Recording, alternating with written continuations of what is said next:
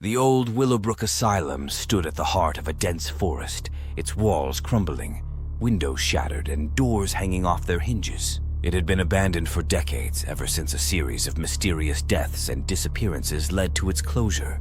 The townsfolk spoke of it in hushed tones, recounting tales of ghostly apparitions and unexplained screams that echoed through the night. Yet, curiosity always had a way of drawing people in, and tonight, two unlikely visitors would discover the horrors that lay within. Officer David Mitchell, a seasoned policeman in his late 40s, pulled his patrol car to a stop in front of the asylum's rusted gates. Beside him sat Jake, a nervous 12-year-old boy clutching a flashlight.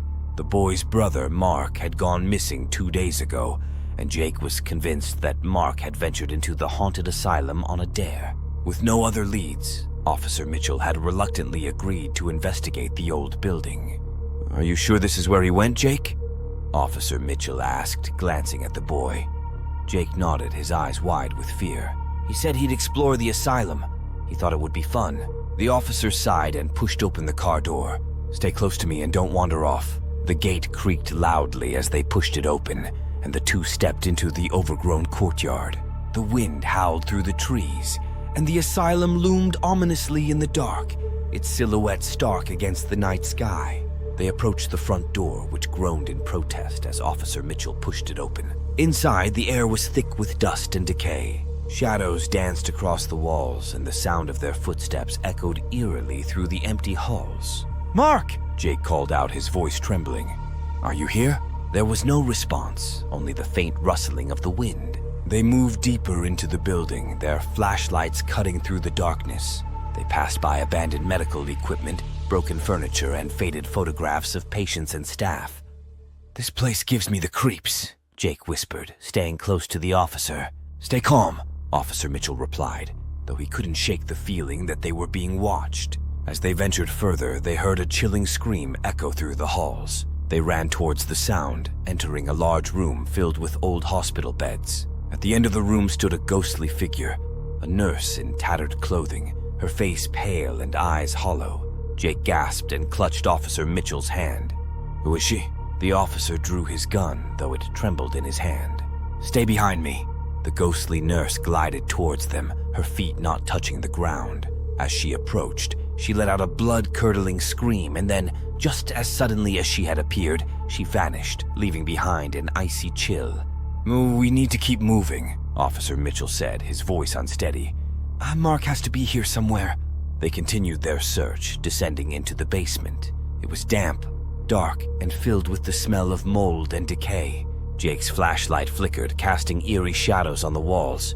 "Mark!" Jake called out again. To their relief, they heard a faint response. "Jake, is that you?" They followed the voice and found Mark huddled in a corner, looking terrified but unharmed. Jake ran to his brother and hugged him tightly. "Thank God you're okay," Jake exclaimed. "We need to get out of here." Mark looked up, his eyes wide with fear. "We have to hurry, they're coming." Suddenly, ghostly figures of former patients started to appear, their faces twisted in anguish. They floated towards the trio, their whispers growing louder and more frantic. Officer Mitchell realized they were surrounded. "Everyone stay close, we're getting out of here." They made their way back up the stairs, but the asylum seemed to shift around them. Hallways twisted and changed, doors appeared and disappeared, and the building itself seemed alive, determined to keep them trapped. In a climactic moment, they reached the front door, only to find it blocked by the ghostly nurse once more. Her eyes bore into Officer Mitchell's, and he knew he had to confront her. "We mean no harm," he said softly, trying to remain calm. "We just want to leave." The nurse hesitated, her ghostly form flickering. She seemed to recognize something in the officer's eyes, a plea for mercy. Slowly, she began to fade away, and the door unlocked with a loud click. "Go!" Officer Mitchell shouted, and they rushed outside, breathing heavily as they collapsed on the grass. The asylum loomed behind them, silent and still. The wind howled, but the oppressive feeling of being watched had lifted. "Are you boys all right?"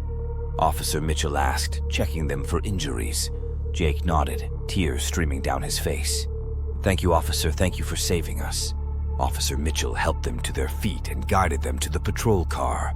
"Let's get you boys home." As they drove away, the asylum grew smaller in the rearview mirror, a chilling reminder of the night's events. Just as they were about to round a corner, Jake glanced back one last time. In the upper window, a single light flickered and the ghostly figure of the nurse stood watching them. "Do you think it's really over?" Jake asked, his voice trembling. Officer Mitchell sighed. "Some places are best left undisturbed. Willowbrook Asylum is one of them." The car disappeared down the road, leaving the haunted asylum to its eternal night of terror, where the spirits of the past continued to roam, trapped forever in a place of madness and despair.